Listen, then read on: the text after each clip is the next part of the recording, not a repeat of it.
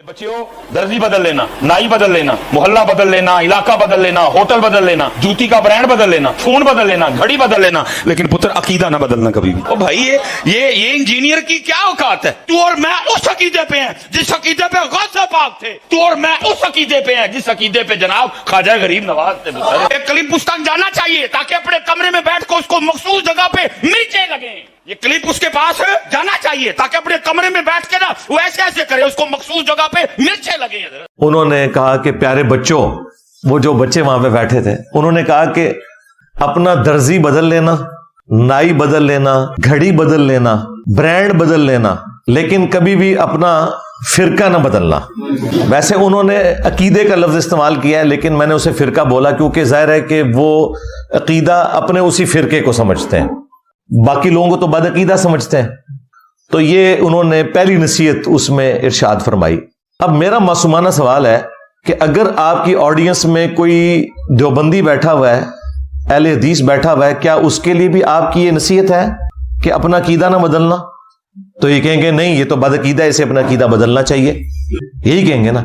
इसका मतलब है कि आप एक फिरके की दावत दे रहे हैं, इस्लाम की दावत नहीं दे रहे। और माजरत के साथ इसी तरह के जज्बात बाकी उलमा और फिरकों के भी आपके बारे में यही हैं कि इनके फिरके में ना जाना। एक ही बीमारी है जो हर तरफ है।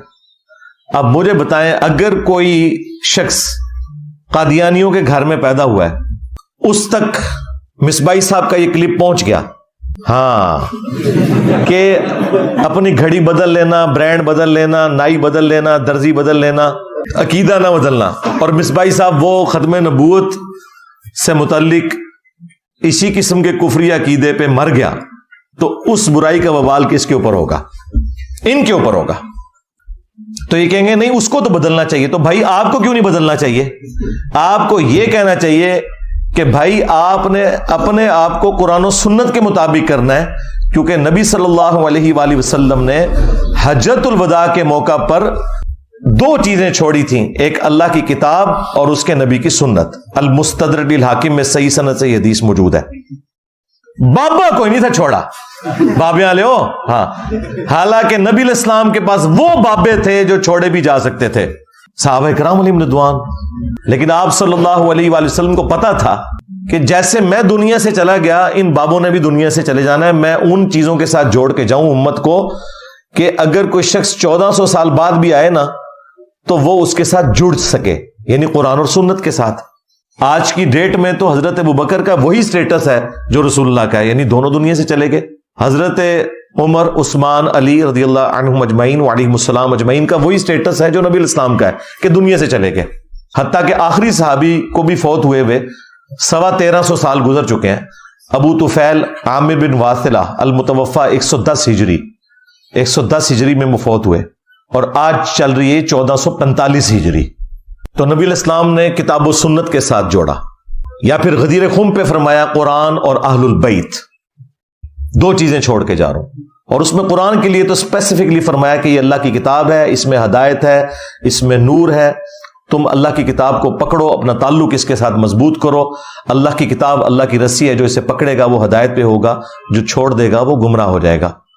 और फिर दूसरी भारी चीज मेरे अहलुल बैत हैं, मैं अपने अहलुल बैत के मामले में तुम्हें अल्लाह का खौफ दिलाता हूं। ये बात आप इस्लाम ने 3 दफा रिपीट की, मैं अपने अहलुल बैत के मामले में तुम्हें अल्लाह का खौफ दिलाता हूं, मैं अपने अहलुल बैत के मामले में तुम्हें अल्लाह का खौफ दिलाता हूं। तो अल्लाह के फजल से ये हमारा प्लेटफॉर्म है जो कुरान और सुन्नत पे खड़ा है, तौहीद के एतबार से, अकायद के एतबार से, आमाल के एतबार से। और अहलुल बैत का दिफा भी इसी प्लेटफॉर्म से हो रहा है, और अहलुल बैत के दुश्मनों को नंगा करने वाला प्लेटफॉर्म भी हमारा प्लेटफॉर्म है कुरान और सुन्नत की रोशनी में। तो हम तो गदीर खुम पे खड़े हैं भाई, हम तो हज्जतुल वदा पे खड़े हैं, और तुम ये कह रहे हो कि अपना अकीदा ना बदलना। भाई तुम्हें कहना चाहिए कि तुम्हें अपने आप को नबी इस्लाम के साथ जोड़ना है, ना कि ये बाबों के अकीदों के साथ जोड़ना है जो तुम्हारे बाबे अकीदे बता के गए। अच्छा, ज़िम्नन मुझे एक बात यहां पे याद आ गई। ये अक्सर जो मिसबाई साहब है ना, ये आपको ये भी कहते हुए नजर आएंगे कि बुजुर्गों ने कलमा पढ़ाया। तो जिन बुजुर्गों ने तुम्हें कलमा पढ़ाया, तुम उनके अकायद के साथ इख्तलाफ करते हो। तो सबसे पहले तो मैं इस पे इनको ये इल्जामी जवाब दूंगा कि जिन बुजुर्गों ने ईरान में کلمہ پڑھا کے لوگوں کو مسلمان کیا، خواہ وہ شیعہ فرقے سے تھے، کیا ان کا احترام تم کرتے ہو؟ تو کہیں گے نہیں، ان کے عقیدے خراب ہیں۔ پاڑے بابے نے بھی عقیدے خراب نے۔ چشتی رسول اللہ پارٹی، ہاں، صاحب اور سکر علی پارٹی، دیکھیں نا، جب اپنے اوپر پڑے پھر اس تکلیف کا اندازہ ہوتا ہے۔ اور 90 لاکھ نو کلمہ پڑھا ہے، اور 90 لاکھ تے آبادی نہیں سی، جھوٹے ہو۔ 633 ہجری میں معین الدین چشتی فوت ہوئے ہیں، آج چل رہا ہے 1445 ہجری۔ اس زمانے میں 90 لاکھ کی آبادی کہاں تھی؟ اگر اس وقت 90 لاکھ مسلمان ہوا ہوتا نا تو آج سب کانٹیننٹ میں 80% لوگ مسلمان ہوتے ہیں۔ آج بھی صرف 20% مسلمان ہیں، 80% نان مسلم ہیں۔ جھوٹ بولتے ہو۔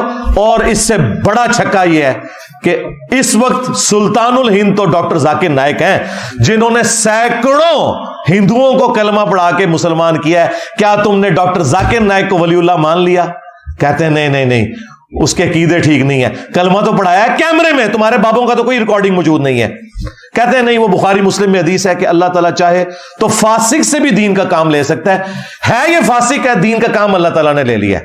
تو سرکار بس اسی کو ہی اپنے بزرگوں کے اوپر بھی آپ اپلائی کر لیں۔